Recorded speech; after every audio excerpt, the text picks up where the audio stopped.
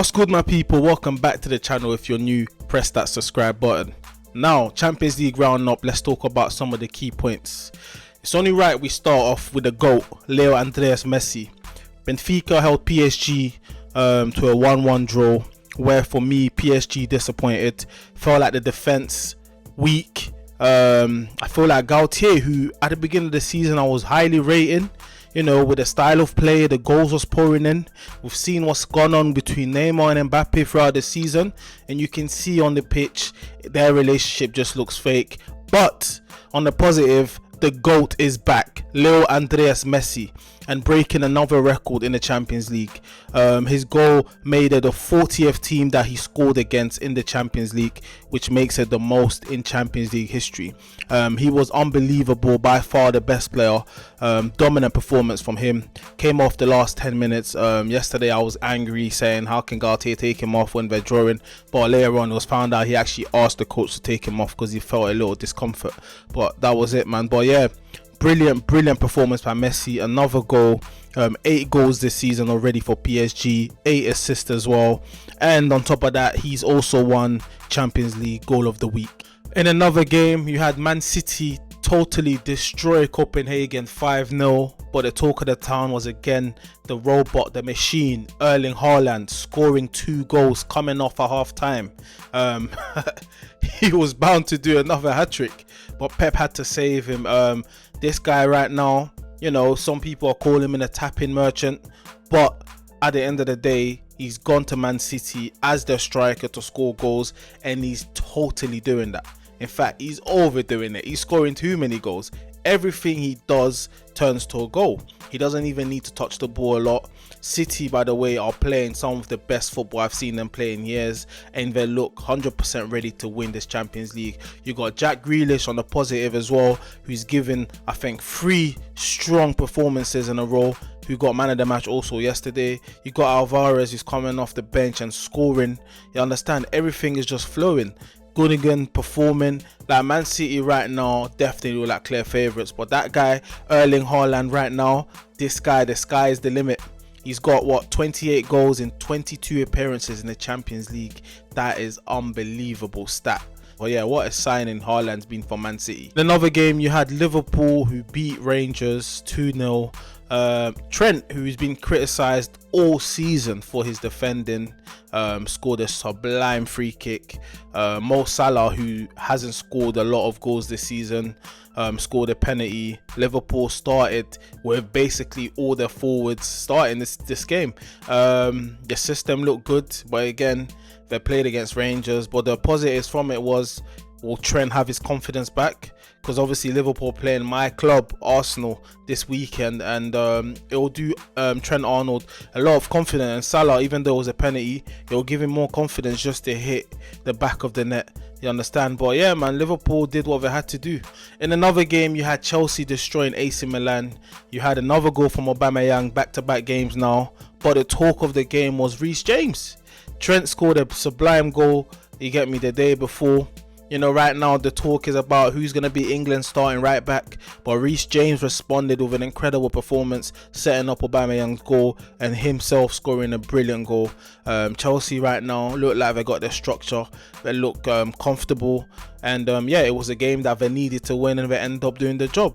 In another game, we had Tottenham Hotspurs draw against Frankfurt 0-0.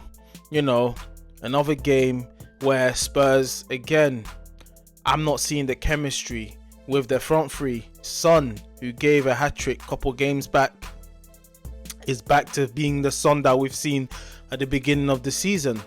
Not taking his chances. Harry Kane, again, a guy who, world-class striker, but for me, in these kind of games, needs to do a bit more. Frankfurt, who by the way won the Europa League last season, but also finished 11th in the Bundesliga. The Bundesliga that a lot of people call Farmers League, a term which for me is disgraceful to be calling any first division league a Farmers League. It just shows you the Bundesliga 11th place team, who beat West Ham, by the way, in the Europa League final, who actually beat Barcelona as well before, has now taken a draw against Spurs. So Spurs right now, things are not looking good. I don't know if they're going to get through the group, but there's more pressure. Conte as well needs to be criticised. Hasn't done it in the Champions League. You know, he's one of the most talked about managers in Europe. But so far this season, I've not seen anything great. You know, Spurs football has been horrible to watch. Yes, they've done good in the Prem, but in the last few weeks, you started to see now when they're not scoring goals and the football is disgusting to watch, Conte needs to take responsibility for that. In another game, Juventus won 3-1.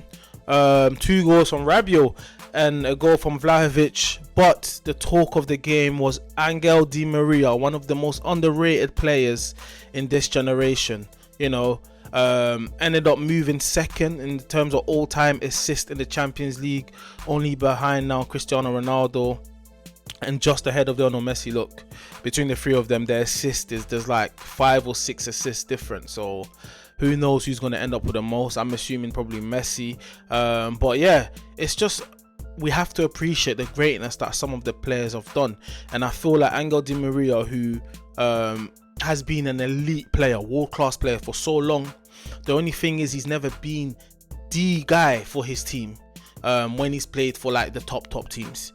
We've seen him at Real Madrid, excellent there, but he wasn't the guy. You understand? We saw him go to Man United, and I feel like that's maybe because he spelled at Man United, where, by the way, he wasn't there for long. You know, started off well, but the whole club, Man United club, has been toxic. Anyways, we've seen how many world-class players go there and lack the consistency.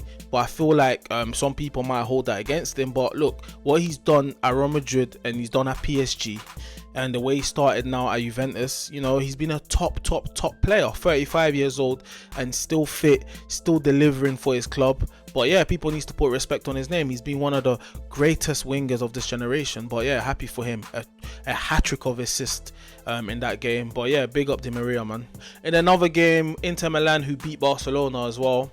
A game that had a lot of controversy. A game where you can kind of question Xavi's managerial experience, because I for one thought that was a game where you start Kessié, because Inter Milan, who even though we're playing at home, decided to sit back. You didn't really need Busquets to control a game where a team wants you to have possession anymore. I feel like with starting Kessié, you could have even started Busquets, but started Kessié ahead of Gavi. I feel like Pedri was exceptional. Ousmane Dembele was lacking the end product. He was the player that tried the most out of the front three, because Rafinha was ghost. Lewandowski, who